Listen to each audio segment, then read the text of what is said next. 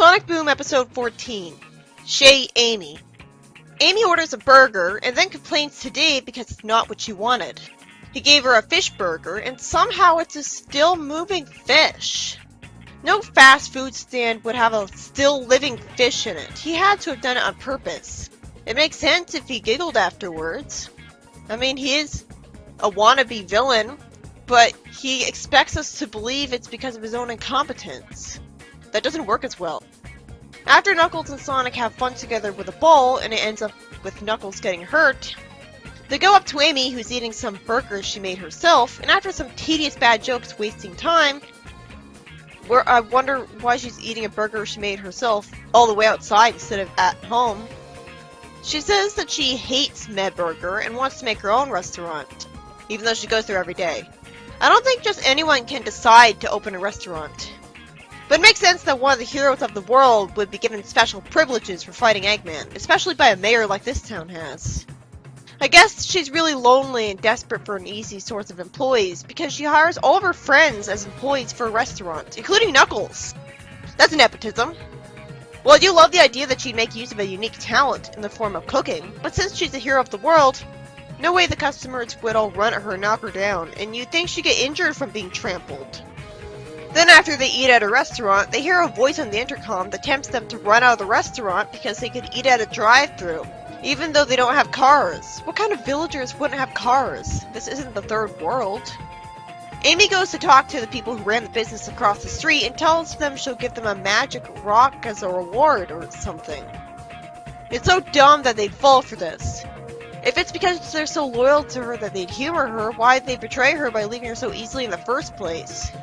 It makes sense that this rock thing would backfire by one of the civilians throwing it, and logically he wouldn't throw it at Knuckles' head because he's a hero. Then after Amy bosses her friends around, and I wonder if they'll quit from it, Dave swears revenge and competently fires something at people to magically get them to think Medburger's amazing. Then they run up to him and all want some burgers from him, and all he does is shoot burgers at them with his ray gun. So is it more they just shot a burger at them? Well, if he did have brainwashing power, he would have taken over the world, so... Amy then goes on a rant that she only made this restaurant to destroy Dave, and she thinks she knows what people want, which is quality service with a smile. Well, of course people would want that, so why am I expected to believe she is wrong? Then after Eggman is disgusted by Medburger, he goes to Amy's restaurant even though she's one of his sworn enemies, and actually admits that he loves her food, after Amy expects me to believe that everyone else went to Medburger instead. Seriously, why would they ever go there? If the restaurant is disgusting and not run by a beloved world hero, why is it still in business? That's the same problem that Fabian Bane has. If it sucks, it shouldn't still exist. I mean, it's run by a beloved celebrity. It would have way more business than that. It makes sense that her friends are playing ball without her and one of them says she screams at her. Then Eggman and Amy start working together. And Eggman reveals happily that the reason they have so many customers is because he blew up the Medburger. I love how casually he reveals that. Like, last night I blew up the Medburger. They're actually remembering that he's Robotnik. And then he says that he's a villain, so she should have expected this. Sadly, Amy doesn't appreciate it and is angry at him, which at least reminds the audience that she's supposed to be a good guy and not just someone who uses Eggman for excitement, to the point where she intentionally got him back to his old ways. So because of her moral self-righteousness being exaggerated, Sally style, even though she had every reason to humiliate Dave like he told her to in an epic villain rant, and she even said she wanted to destroy him, she somehow completely forgets her grudge against him that made her start a whole restaurant, and hires him! She hires Dave at her restaurant! Why? She knows that he's incompetent, and she knows that he was her competitor. Why would she think that he would have any reason to do a good job? Sure, he'd want to avoid being fired, but he could find another job, so it should be obvious he'd do a bad job on purpose to get revenge on her. Too bad he's too subtle about it, to the point where it's seeming like he somehow didn't do it on purpose. After he mops the floor near Eggman and gets him to slip, Eggman sends his robots against Dave, even though Amy's telling him that he's threatening his restaurant by doing that. He just says he doesn't care, and he plans to destroy Amy's half of the restaurant. This came out of nowhere after he was peacefully working with her before. But she is his longtime enemy, so she really should have seen this coming instead of trusting him. Why didn't the world call Amy a traitor for sharing a restaurant with Eggman? Can you imagine if this happened in Archie? Why would anyone go to a restaurant that Eggman was working at? Amy calls in Sonic to beat a bunch of robots. Why does it always have to be Motobugs? Was this show really so lazy that they'll have nothing but Buzz Bombers and Motobugs who all die in one hit so it's boring? All the heroes smashed them. The end. Did the show only have the license to 2 badniks? Then just because of that, Amy gives up on the restaurant. Somehow we're told after a time skip that Amy rebuilt the Medburger restaurant. And her reward is another terrible fish burger that shouldn't logically exist apparently. Granted, Dave is evil, but still. They completely forgot about her motive 2 seconds in. This was another episode that got forced at some point. At first it makes sense that Amy would start her own restaurant because she's got a talent for cooking and hates Medburger. Even though one, it's somehow still in business instead of getting no customers at all. Although Amy does talk as if the town has only that as a food restaurant because she says the town deserves better. But that makes no sense either, because there's no way that'd be the only restaurant in town. Someone else would have started their own restaurant long before she did and easily ruined Dave's business. It makes sense that Amy would be allowed to start her own restaurant because she's a world hero, so she gets special privileges, but it's completely forced that she didn't easily steal all of Dave's customers permanently. Sure, an episode needs conflict, but then they should have had a premise like this that would logically have no conflict at all other than Eggman attacking. There's no way they would ever go back to him, even for a second, if his restaurant is so bad that he'd serve her a fish and a burger somehow by accident. That wouldn't happen. It'd make more sense if he brainwashed them with a ray gun, like I assumed at first, but even then that'd be such overpowered technology. It'd have to be established that this is the full limit to how he can brainwash people. And even then, I still question how he doesn't take over the world with it, because if he can brainwash people to do one thing, he can make them do anything. Another thing that's forced is that Eggman swallowed his pride and went to Amy's restaurant and complimented her food when even a rich girl in a farming game didn't want to do that and lied that the food sucked. And not only that, but she agreed to let him help her. Why would she trust things not to go wrong? Well, to be fair, she was desperate to get customers. And Amy Rose is supposed to be idealistic. That's part of her character, and that's why she bothered to convince Gammon Shadow to become good. But trusting Eggman is really stretching it, even if it is Boom Eggman. The only Eggman who could reasonably take as long as he did to betray Eggman with robots. His problem is that he had a bad temper. So he sent some robots after Dave for being an awful worker instead of just firing him, as he should have the power to do since he's the manager. But I guess since they're both the managers, firing an employee requires them both to agree to it. Still, that's another thing that was forced. Amy wouldn't hire Dave, someone she knows is incompetent, and the very person she started a restaurant to fight against. It'd make more sense if Eggman screwed up because he inevitably couldn't resist the urge to send robots after Sonic after he'd casually visit Amy in the restaurant. So he fell back on his old ways that we always see. Instead, Dave is hired, making this more arbitrary. It at least made sense that Eggman was successful in helping the restaurant by blowing up Medburger, and it was amusing how cavalier he was about saying it. But come on, why did we not see that? That'd make a great villain moment for Eggman. That would've been awesome to see. By Boom standards anyways. It's sad that a mere exploding building sounds exciting when explosions happen all the time in stuff like Sonic Underground. Though it makes way more sense that the robots in the show don't explode and just break normally, but still, it feels so low budget and lazy that we didn't even get to see the show flashback to Eggman destroying Medburger after he said he did. What kind of show does that? But it was good that Amy got an episode to herself, which was focused on something other than her crush on Sonic, showing she can do other things than come on too strong and swing a hammer. Every continuity should expand on her character this much, but at that point, I have to ask why every main Sonic character isn't getting this treatment. Like Knuckles, for example. Why does she get all the hobbies? Preferential treatment alert? Would the hobbies be spread out a little? It makes sense because she's overcompensating for not flirting with Sonic by putting all that energy into other things, and it's good for her to be productive that way, but still, you'd think someone else would be good at cooking or painting. Cooking is something most adults know how to do. It's not a really hard to achieve rare talent. But no, she's the only one in the main team other than Sonic who's allowed to be competent at anything, other than fighting robots who are weak as tissue paper.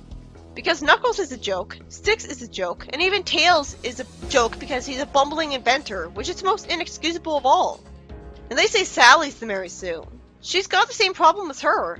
Amy's kind of the creator's pet, just like Sally was in SatAM, in practice, because she gets all the characterization and competence, while most of the other heroes are one-dimensional and flat.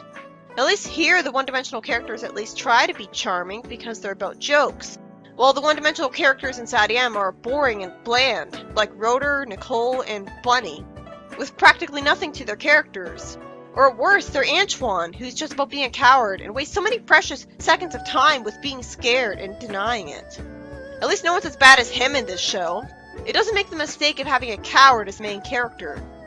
Even though Boom Knuckles is a betrayal of the actual Knuckles, and everything he says is just as annoyingly pointless, at least he can actually fight, instead of being useless in fights and constantly causing his friends trouble. And being clumsy, or messing up English in ways that don't make sense. At least he's not an insult to the French.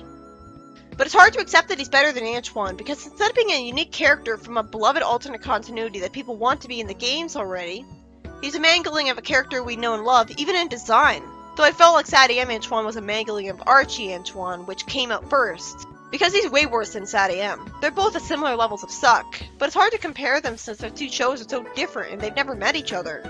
Antoine's not unbelievably stupid with every line he says, but he's still kinda unbelievably stupid. Like coming along on missions he's terrified of, and screwing up, and still being bad at a language he was immersed in for his entire life. In the end, at least Boom Knuckles is actually competent in a fight when it comes right down to it, and that's why I respect him more. At least he can fight robots, and does so regularly. Unlike Rotor, Nicole, and even Bunny and SatAM, who usually don't fight robots at all. The same can be said to compliment Styx. That being said, as boring as they are in personality, I still value the Freedom Fighters as a group of characters way more than the one-dimensional joke characters like Buffles and Styx. So they still deserve to be mainstay characters in the games more than them, just on principle the fact that they represent SatAM and Archie. Because ever since those series ended, there's been a hole in the franchise that hasn't been filled since. SatAM and Archie never had anything as bad as Sonic 06 in it, so you can automatically take them more seriously than the games. I guess you could say the same for Boom now that it's cancelled, though, because since the Boom continuity started, there's never been anything like them. But Boom doesn't have the nostalgia factor going for it, and its portrayal of Eggman is too lame. So I guess it couldn't have the lengthy, main-staying factor that make it memorable enough to be loved for decades to come like SatAM. SatAM made much more of an impact because it had unique concepts like roboticization and knothole that set it apart from the rest of the series. This show just has the heroes in a village, like in every other show, though at least it's on a tropical island. But tropical islands are way more common in the media than knothole and roboticization. Even if it is the most nature-y setting of all, which is good for Sonic. It has a unique cast of characters, but so does every continuity. It tries to do that by having memorable villagers, but so does The Simpsons, which does it way better. I hate the villagers, they're idiots who turn on Sonic. The only thing it's really got over SatAM then is the lighthearted tone, because roboticization and villagers hiding from Eggman and knothole is more dark and unexpected of a series with talking animal people, so Boom is more for kids, it's comedy.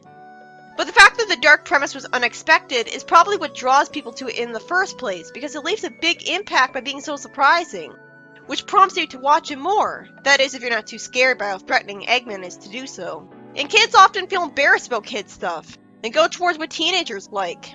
Some of them prefer not being talked down to and pandered to with overly lighthearted tones. That's why they like shooter games and stuff, so I don't know how much Sonic Boom would hold their attention. But when the characters are interacting with each other, I think the show's easily less boring than SatAM was. But its action scenes are so boring and uninspired that even without literal action scenes, SatAM's stealth-focused getting around swap-out scenes are way better than the heroes fighting badniks again, where it's just the same thing over and over. But at the end of the day, I guess I'd rather a one-dimensional character try to be memorable and have a gimmick, even if it's a joke, than have a boring, bland, and personality-less character whose only real character is that they're good guys. So while it pains me to say this, I prefer this show's main cast to watch. They're more interesting, because at least the writers tried to make them memorable characters. And it really helps that there's so many more episodes to watch, as opposed to the pitiful 24 of SatAM. How can that compete with like 100 episodes? Even though I'm not sure if there really is a well-written episode of the show. So many of the plots are forced. But it's not like SatAM was perfect with its writing either. So while both shows have a lot of big problems holding them back from being truly excellent, it pains me to say that this might be the better show to watch for the first time. Even if I hate Knuckles in it. Even if the writing itself isn't all that logical when you stop and think about it, there's a lot more relatively good, okay to watch episodes in there. It's better being amusing than Sonic X and the other shows when they attempted comedy. Sure, the show sucks at comedy too, But I'm not usually frustrated when it does, just bored. Or amused at best. It's more than I can say for Antoine and Dulcie. And I'm not bored when watching the villain scenes, because Boom Eggman's way more entertaining and interesting than SatAM Robotnik, who only exists to be evil and take forever to say all his sentences. So what would normally be dismissed as padding feels like it's not, because I like the main villain a lot more. So I'm always waiting to see what he'll say next. I still respect SatAM way more than this show though, just on principle. Like, the actual writing of most of the episodes of the show, up to this point, seems to be bad. But can you still enjoy a poorly written episode? It depends. Episode 14-2, Blue with Envy. Why does Sonic love Medburger's food when the whole joke about it is that it's terrible? Is he supposed to be cool or lame? After someone zips by in a green blur, and everyone's impressed, except for Sonic, because somehow he thinks it's unimpressive to ride a skateboard. Why? Riding a skateboard is dangerous, kinda, because you could crash into something if you don't stop in time. Amy says he's in gaudy clothes and doesn't see what the fuss is about. But then she's infatuated with him when he catches her burger. It's really fascinating to see Amy in love with someone else. I can't get enough of this. Her acting really helps. Then the stupidly talking green guy goes to catch a falling baby with a skateboard. Now it's obvious Sonic's jealous because he says he's saving the day too, and awkwardly tries to say a heroic catchphrase, and fails. Which is bad because other Sonics like Archie Sonic felt perfectly confident at doing this. I love the cool guitar music playing when he skates around. Meanwhile, Sonic just gets his shoes stuck in something and gets a net thrown over him. So Swifty catches the baby, who somehow got itself in a tree somehow, and Amy faints and Tails has to catch her. Sonic mutters angrily about Swifty, and Styx says that if Swifty ever visited her, she'd disable all her booby traps. Wait, she has a house of her own with booby traps? When's the last time we've even seen her in her house? And Sonic is jealous because Swifty is bonding with Tails. It is bullshit that Tails is showing more of a bond with him than Sonic and thinking he's cooler than Sonic. It's like a bad OC fanfiction. And more like a parody of it, since at least Sonic is mad. Nobody in universe should respect him more than Sonic and think Sonic's lame. Sonic challenges Swifty to a race. And of course, if he was really moving at over 600 miles per hour, then he would have gone way past his target instead of successfully catching the baby and so on. Tails then defends Sonic, saying that the lamewood is his friend. And out of nowhere, Knuckles and Amy call Swifty lame when they were fawning over him a scene ago. It'd make more sense if they explained that the only reason they think he's lame now is because he was rude to Sonic, but Sonic started it. Sonic told him he was sick of him, with apparently no provoking. The mayor says that the loser of the race has to get banished from the town forever. And what's confusing is that he thinks that's too harsh, but doesn't change that rule. The race does a good job pretending to be tense by having Swifty actually get ahead of Sonic. I was shocked that Swifty actually won. Although it was given away the minute Sonic's friends stared at him sadly while he was celebrating. Sonic says something smells fishy about this race, even lampshading that he passed him. I knew he was cheating. The writer would burst into hives at the idea of ever letting Sonic actually lose a race. And somehow, people are actually going to consider banishing Sonic. The mayor banishes Sonic, a mandatory hero to fight Eggman, and I refuse to believe Swifty would want him banished either. He's needed to fight Eggman! These are officially the most enraging and unlikable villagers in Sonic history. Even the Nicole haters in Mobotropolis are sympathetic compared to him. Because at least they had a good reason. They didn't know her very well. Then after Sonic moves just a little bit away, and the people talk as if he's gone, Eggman foolishly reveals immediately that Swifty is just one in a series of infiltrator robots, so why doesn't he make infiltrators of the heroes and ruin their reputations? Eggman says that he'll make an amusement park, and because he's spiteful, and that's the only reason why, their entire village will be forced to wait in long lines, paid for overpriced food covered in preservatives, and put up with a statue of himself holding hands with Swifty. Aw, that was sweet of him. Somehow the mayor takes more than 1 second to unbanish Sonic after Eggman clearly proved what Swifty is and ruined everyone's respect for Swifty over Sonic. I refuse to believe the mayor would waste time having a meeting just to unbanish Sonic. Sonic immediately defeats the robots, and the villagers take initiative for once by pulling over the statue, not that this makes up for everything they've done. Eggman complains about his theme park being ruined, even though he never even got a chance to build anything other than a statue. It's lame that he didn't even get that far. That was all of 2 seconds! What's the point? I really expected us to actually see the results of Eggman's plan. Actually see the villagers wait in long lines and eat bad overpriced food. I'd actually have loved to see a tyrannical Eggman doing that to people as a tyrant, because that'd be a unique way for a tyrant to act. But instead, we don't know how he treats people as a tyrant. I thought this episode was really gonna suck, because Sonic was hating that something seen as cool in the 90s was being admired. And he's the audience surrogate, so we might be expected to agree with him and think that the 90s are lame. That's one step above him spitting on classic Sonic and telling him his era is awful. Sonic needs to respect the 90s because that's when the series was at its best and first started and became successful for a reason that modern Sonic has forgotten. But fortunately, most of the villagers do respect Swifty, so maybe that's not the moral of the episode, that the 90s are lame. And instead, he hates him for an in-universe reason. The real reason he isn't impressed by Swifty is because he's jealous that he gets the admiration he should have from being brand new and a skateboarder. And he knows that he's way more awesome than a skateboarder, so he doesn't think it's impressive compared to his own superhuman feats. Even then, I think skateboarding is impressive, and it should always be seen as that because it takes skill and is risky to do, even if it's so risky that no one should do it. Why does anyone care that it's a 90s thing? Why is it even associated with just the 90s? Kid vs. Kat had the main character skateboard, and that show was recent. So it was impressive as Swifty, especially because he was so fast and made a bunch of turns without getting hurt, so he shouldn't have been expected to side with Sonic when he said that. Are they assuming you'll think skateboarding is lame too? Anything athletic that could get you hurt if done incorrectly is impressive. He was just being an egomaniac. So I'm glad he was alone in hating Swifty and his friends only thought he was lame after he called Sonic lame. His slang was lame, of course, and so was his skateboarding gear. But not the skateboarding itself. The real thing I hated about the episode was that the mayor actually banished Sonic from the town. And the cop that escorted him out of there looked mad at Sonic, even though Sonic fights Eggman all the time. Shouldn't it be obvious that the town would be in trouble without him?